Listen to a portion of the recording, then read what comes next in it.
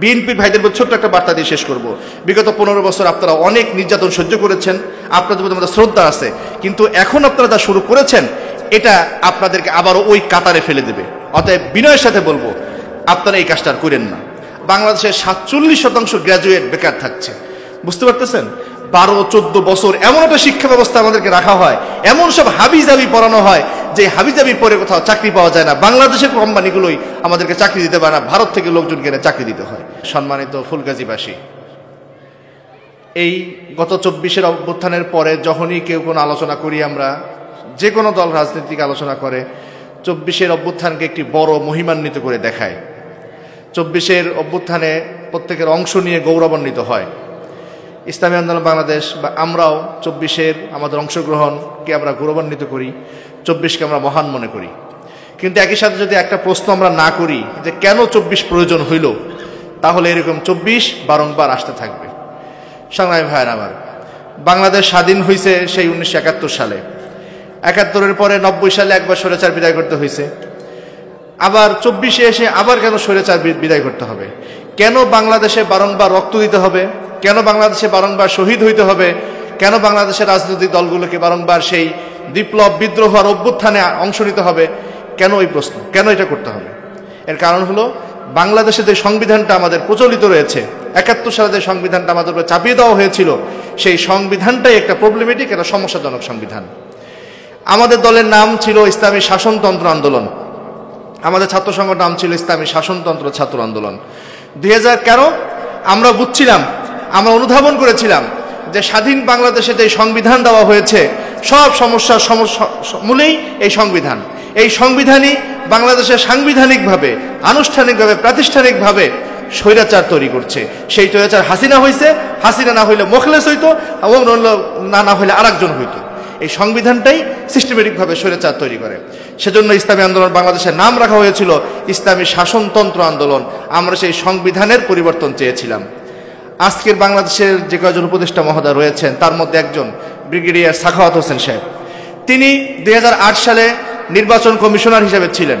তাদের চাপে, তাদের প্রেসারে বাধ্য হয়ে আমাদেরকে ইসলামী শাসনতন্ত্র, ওই শাসনতন্ত্র শব্দটা বাদ দিতে হয়েছে। আজকে এত বছর পরে এসে আমরা শাসনতন্ত্র বাদ দিলাম, এই শাসনতন্ত্রকে ব্যবহার করে, সংবিধানকে ব্যবহার করে স্বৈরাচার জন্ম নিল। আর 24 এসে রক্ত দেওয়ার পরে বাংলাদেশের সবাই মিলে বলছে এই সংবিধানকে বাতিল করতে হবে, এই সংবিধানকে উৎখাত করতে হবে। অথচ এই দাবি ইসলামী আন্দোলন বাংলাদেশ 1987 সাল থেকে করে আসছে। সংগ্রামী ভাইয়ের আমার, ইসলামী আন্দোলন বাংলাদেশ সবসময় বলে আসছে, শুধু নেতা নয়, নীতির পরিবর্তন চাই।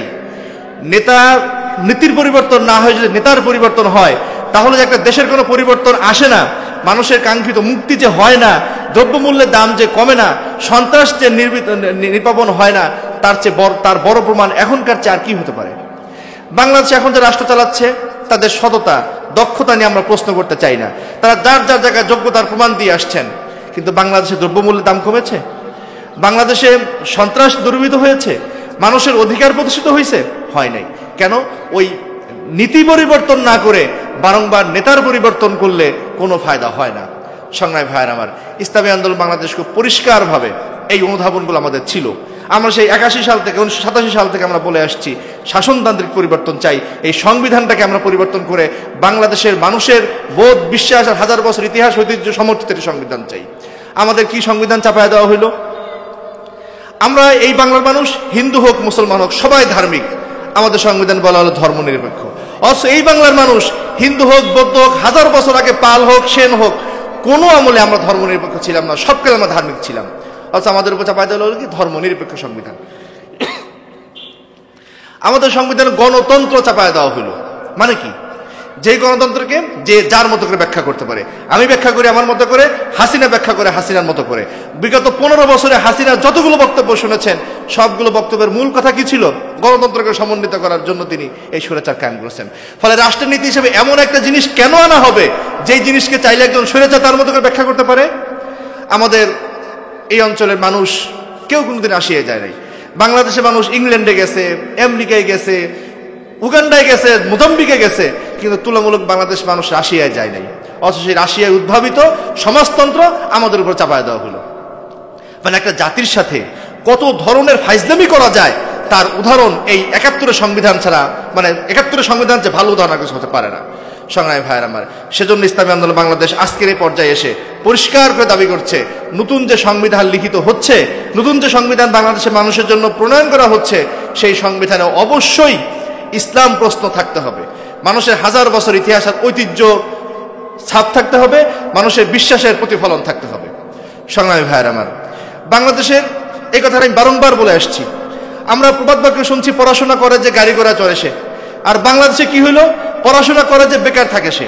একটা কোনো পড়াশোনা করে না, যে ছেলেটা 5-এ ঝরে গেছে তার বেকার থাকার সম্ভাবনা কম, যে ছেলেটা ম্যাট্রিক করছে তার বেকার থাকার সম্ভাবনা বেশি, যে ছেলে ডক্টরেট করছে তার বেকার থাকার সম্ভাবনা বেশি। এটা আমাদের রাজনৈতিক কথা না, ডাটা বলছে, তথ্য বলছে বাংলাদেশের 47% গ্র্যাজুয়েট বেকার থাকছে। বুঝতে পারতেছেন? 12-14 বছর এমন একটা শিক্ষা ব্যবস্থা আমাদেরকে রাখা হয়, এমন সব হাবিজাবি পড়ানো হয় যে হাবিজাবি পরে কোথাও চাকরি পাওয়া যায় না। বাংলাদেশের কোম্পানিগুলোই আমাদেরকে চাকরি দিতে পারে না, ভারত থেকে লোকজন কিনে চাকরি দিতে হয়। এই অদ্ভুত শিক্ষা ব্যবস্থা আমাদের চালিয়ে দেওয়া হয়েছে। ইসলামী আন্দোলন বাংলাদেশ সময় সংক্ষিপ্ত খুব পরিষ্কার করে দাবি করছে, এ ধরনের যথেষ্ট দুষ্টামি হয়েছে বাংলাদেশের নাগরিকদের উপরে, ছাত্রদের উপরে, আর কোনো সুযোগ নাই। বাংলাদেশে আমার শিক্ষা ব্যবস্থা প্রদান করতে হবে, যে শিক্ষা ব্যবস্থায় মানুষ কর্মমুখী হতে পারে, বৈজ্ঞানিক চিন্তায় উদ্ভাবিত হতে পারে, এবং কর্মকেন্দ্রিক শিক্ষা ব্যবস্থা প্রদান করতে হবে। সংগ্রামী ভাইয়ের আমার, বাংলাদেশের দুর্নীতির প্রশ্ন আমরা বারংবার তুলি। এই দুর্নীতি কারা করে? রিকশাওয়ালারা, শ্রমিকরা, খেটে খাওয়া মানুষ না। দুর্নীতি করে কে? সচিবরা। সে একটা পাবলিক বিশ্ববিদ্যালয়ে মেধার পরীক্ষা উত্তীর্ণ হয়ে পাবলিক বিশ্ববিদ্যালয়ে ভর্তি হয়েছে, তারপরে একটা চরম প্রতিযোগিতামূলক বিসিএস পরীক্ষা দিয়ে সে সচিব হয়েছে। তার মানে কি? সে বাংলাদেশের পরীক্ষিত মেধাবী। সেই পরীক্ষিত মেধাবীরাই বাংলাদেশে দুর্নীতি করছে। যেখানে মেধাবীরা, শিক্ষিতরা দুর্নীতি না করার কথা, সেখানে বাংলাদেশের শিক্ষা সিস্টেমের কারণে মেধাবীরা আর শিক্ষিতরা সবচেয়ে বেশি দুর্নীতিবাজ হচ্ছে। কেন? আমাদের এই শিক্ষা ব্যবস্থায় কোথাও কোনো নৈতিকতার আলাপ নাই।